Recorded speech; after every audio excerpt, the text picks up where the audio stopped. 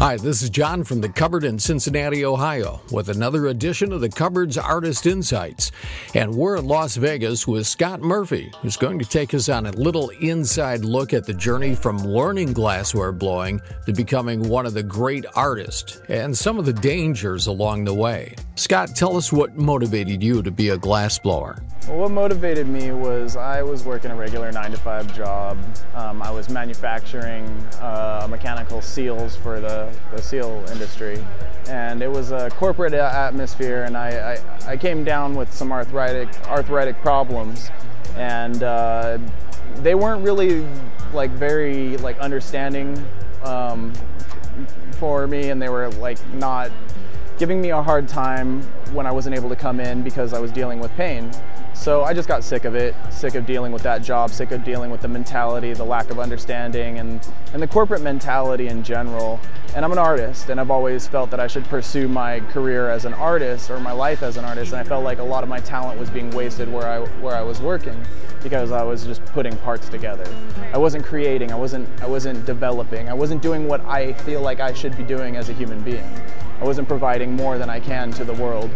And that's why I joined my friends here at Original Glass to contribute my creative abilities and my skills to help everybody grow.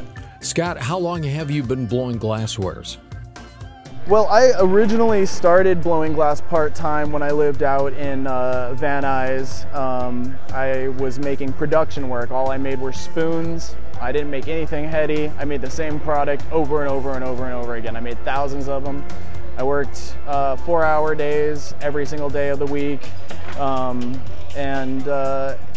I stopped because I had to move for another job that I had got that I thought had been a better opportunity. After working that job for 4 years and occasionally blowing glass, I had a little studio at my house, but I wasn't doing it professionally. I wasn't constantly producing. So just recently I quit my job to start blowing glass again, and I've been doing it again for about 4 months. And it's not like riding a bicycle. There's a lot of relearning that you have to do. With relearning, are there any new techniques you come up with in the process?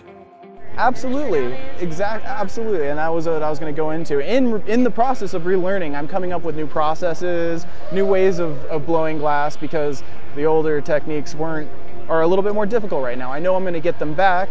I know I'm going to be able to handle the bigger, heavier stuff, and I'm going to start cranking out the heady pieces, and I've got some fabulous ideas, and there's a lot more to come. But, you know, I have what I have now. Right now I've got these little finger dabbers that I'm making, but mostly with my career now, before I did the production, and I've made thousands of production pieces. Now I'm going to focus on the artistic side and also management. I'm helping everybody at the shop. I'm helping getting orders out. I'm helping dealing with customers, and also perfecting my skill in that aspect as well. We all know that glass blowing can be dangerous, and you have a pretty creative analogy to describe that danger. I like to liken glass to a relationship with a woman. Now, this may be some misogynistic to some people, but it's romantic as far as I'm concerned. Sometimes with glass, you'll make beautiful things. Everything will flow gorgeously. It'll do exactly as what you wanted it to, and you'll make beautiful things together. You'll make gorgeous masterpieces that you'll be proud of and that other people will love.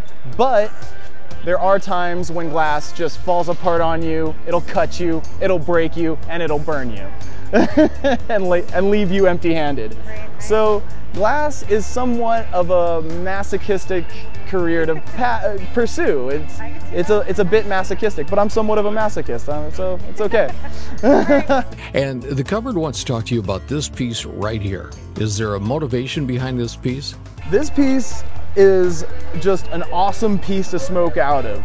You're able to use a minimal amount of water, because we all know that some processes you want to use a minimal amount of water because you want to create a lot of diffusion. And you want that water to spread out and create a lot of surface area to create that filtration. Well, we have these two discs in here that through each hole breaks the water up and creates smaller bubbles to create more surface area to filter more of that smoke to pull out the heavier molecules so that you're not ingesting that. Right. And that's what that does. So this has two different processes where it basically obliterates the water and knocks it around and makes more bubbles. Right. And that's what those disc diffusers are for. Or they also call them disc perks.